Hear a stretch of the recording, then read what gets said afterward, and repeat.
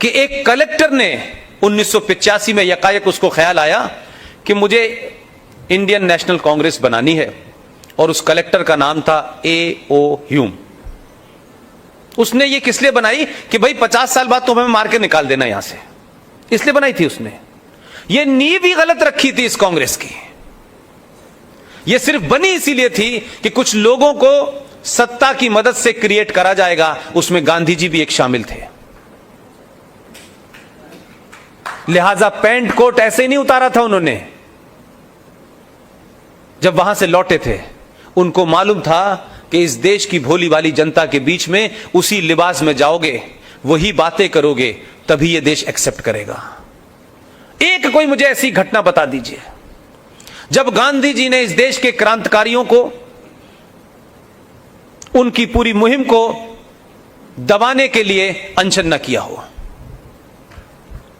अहिंसा का ड्रामा कहां से खड़ा हुआ? अरे ये समाज तो इतना अहिंसक है भाई। मैं तो इन लोगों से बार बार कहता हूं कि आप दुनिया के एकमात्र ऐसे समाज हैं कि आपका हर देवी देवता, उसके हाथ में कोई ना कोई हथियार है। यानी आपके देवताओं को, भगवानों को, जितने भी रूप हैं, उन सबको हथियार की जरूरत पड़ गई, लेकिन आप उनसे भी आगे कि आपको जरूरत ही नहीं है। तो हथियार की हमें जरूरत ही नहीं है। हमें क्या जरूरत है? हमारे भगवान के पास है तो हथियार। हम उसके बावजूद भी अहिंसक हैं भाई। कोई इतिहास में ऐसी घटना नहीं मिलती कि हम किसी को लूटने के लिए गए हों, हम किसी को कैप्चर करने गए हों और लूट के माल को हमने फिर बांटा हो। लेकिन आप जिस मानसिकता से लड़ रहे हैं, उस मानसिकता में क्या कहा जाता है? लूट का माल बराबर बटेगा। और ताज्जुब की बात यह है कि माल तो सब बांटते हैं, लेकिन sorry to use this word, लेकिन वो इंसान और औरतों को भी माल समझते हैं।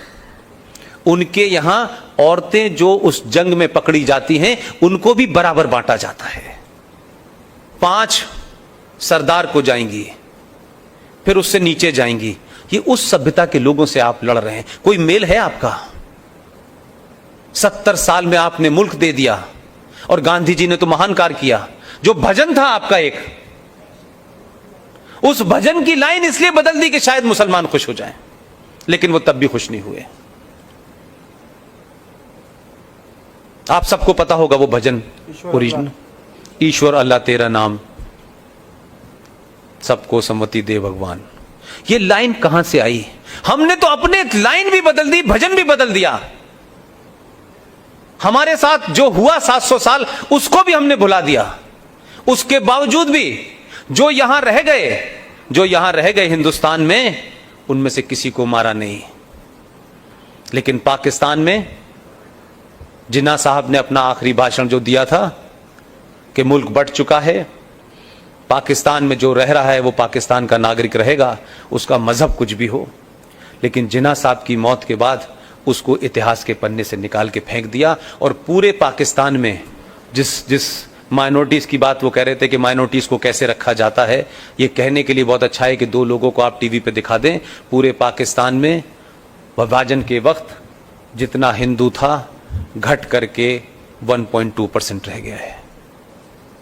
लेकिन हमें देखिए, हमने 500 साल के बाद, 700 साल की गुलामी के बाद भी हमने इस गलतफहमी से बाहर नहीं आए।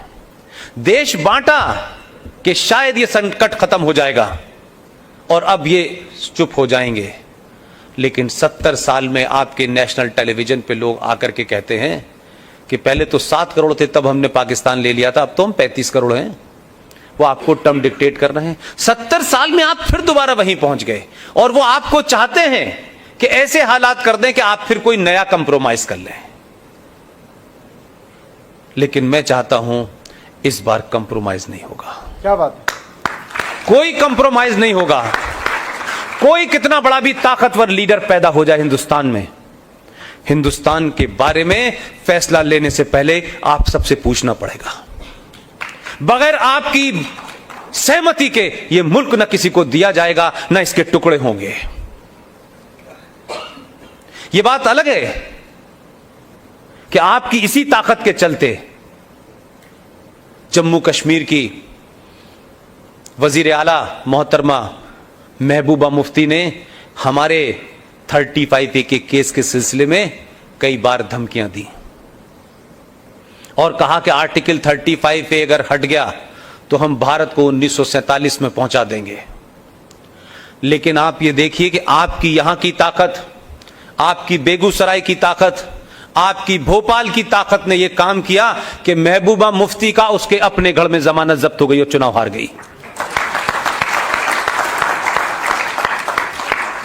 आए हैं कुछ नए मन चले आए हैं, रामपुर से आए गए एक साहब पहुंचे, लेकिन इनका पार्लियामेंट में रहना जरूरी है कि लगातार ये आपको याद दिलाते रहेंगे कि हम कौन हैं।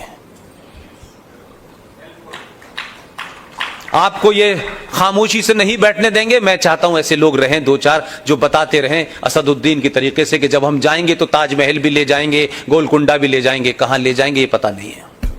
ऐसे लोग रहें। मैं कभी कभी कुछ लोगों को धन्यवाद करता हूं कि 100 साल से ज्यादा हो गए लोगों को जगाते जगाते जगाते जगाते, लेकिन यह समाज जगने के लिए तैयार नहीं था।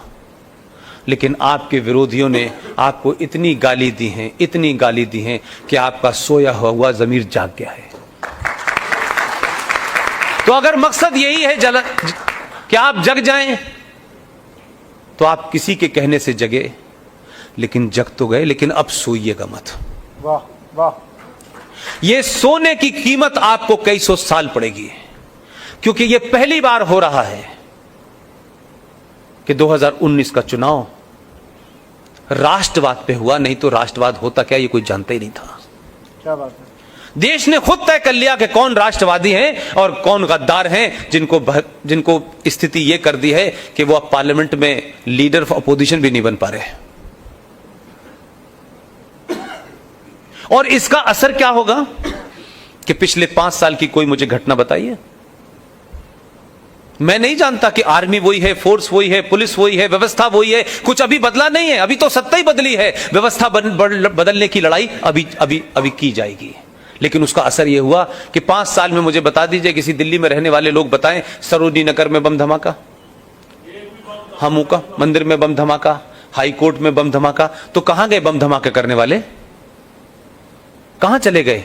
5 साल में हुआ इसलिए कि उनको पता चल गया है कि जो हिंदू हनुमान मंदिर पे पूजा कर रहा है, इसके दिमाग में तो हनुमान जी हैं, लेकिन आंखें मेरी तरफ है इसकी, इसलिए बम नहीं रखा जाएगा। अब ये मानिए कि पाकिस्तान बहुत बड़ा चुनौती नहीं है आपके लिए, बहुत छोटा सा मुल्क है। मैं तो उनके मुल्क में भी कहता था, भाई 4 सूबों का मुल्क है तुम्हारा, टोटल पॉपुलेशन 20 करोड़ है। मैंने कहा मूर्ख हो, तुम्हारे पास आर्मी है, इतनी दुनिया जमाने का तुम तामझाम करते हो यार। हमारे यहां एक आदमी गोरखपुर से उठा, कपड़े भी एक ही सुबह से बदलता नहीं है, पूरा उत्तर प्रदेश चलाता है, यहां भी 20 करोड़ लोग हैं। तुम क्या मुल्क चला रहे हो यार? हमारे यहां एक सूबे का मुख्यमंत्री तुम्हारे मुल्क के बराबर के लोगों को सुबह से शाम तक चलाता है और कोई फर्क नहीं पड़ने वाला। क्या बात? किस गलतफहमी के शिकार हो तुम? हम मुल्क चला रहे हैं, क्या मुल्क चला रहे हो यार? तुम्हारे मुल्क के अंदर पिछले 70 साल में तुम ना तो अल्लाह के सामने आंखें उठा के बात कर सकते हो, और तुमने 70 साल में पाकिस्तान में क्या किया? पाकिस्तान में आज ये स्थिति है कि 70 साल में सबसे पहले जब आजाद तथाकथित तौर पे यह देश बटा था, तो पाकिस्तान की टोटल ब्यूरोक्रेसी के अंदर जो सबसे ज्यादा एलीट लोग थे वो भी मुसलमान थे, लेकिन वो सर्टिफिकेट नहीं इशू हो रहा था पाकिस्तान से कि ये मुसलमान हैं। तो सबसे पहले आपने क्या काम किया?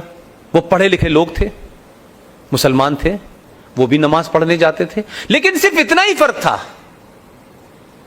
कि उन्होंने कहा कि जो पैगंबरों के आने का सिलसिला है, ये कहते हैं कि मोहम्मद साहब आखिरी हैं, उससे पहले सब आ चुके। 1,24,000 पैगंबर मोहम्मद साहब के आने से पहले आ चुके। तो उससे पहले तो इस्लाम था नहीं, तो पैगंबर कहां थे, कौन कौन से थे? लेकिन दूसरे लोग ये मानते हैं कि पैगंबरों के आने का सिलसिला जब तक जारी रहेगा जब तक इस धरती के ऊपर मानव जिंदा है। आप भी यही मानते हैं? तो उन लोगों का कहना यह था कि भाई हमारे भी आए हैं, हम इनको भी मानते हैं, उनको भी मानते हैं लेकिन इनको भी मानते हैं। उनका नो, हमने मुल्क बनाया है। तो पहली फुर्सत में जो पाकिस्तान की ब्यूरोक्रेसी थी, उसमें जो सबसे पढ़े लिखे लोग थे, उन्हें हम अहमदिया कहते हैं। उनको आपने गैर मुस्लिम घोषित कर दिया कि ये मुसलमान नहीं हो सकते। यानी दुनिया की पहली ऐसी कौम है कि जिस कौम का रहबर यह कहता हो कि अगर तुम्हें इल्म लेने के लिए, उस जमाने चीन जाना बड़ी बात मानी जाती थी कि इल्म लेने के लिए, शिक्षा लेने के लिए अगर तुम्हें चीन जाना पड़े तो जाना। उसके मानने वाले ऐसे मैंने जाहिल पहली बार देखे हैं कि जिसके पास शिक्षा है, जो दानिश्वर है, सिर्फ इसलिए कि आप जाहिल हैं, वो पढ़ा लिखा है, तो उससे सीखने की जगह आपने कहा नहीं, आप मुसलमानी नहीं है, आपका कत्ल वाजिब है। तो पाकिस्तान में अहमदियाओं को मारना जस्टिफाई है धार्मिक तौर पे। वहां से आगे बढ़े तो शिया आ गए, वो भी पढ़ी लिखी कौम थी। तो आपने पाकिस्तान में शियाओं को गैर मुस्लिम घोषित कर दिया है।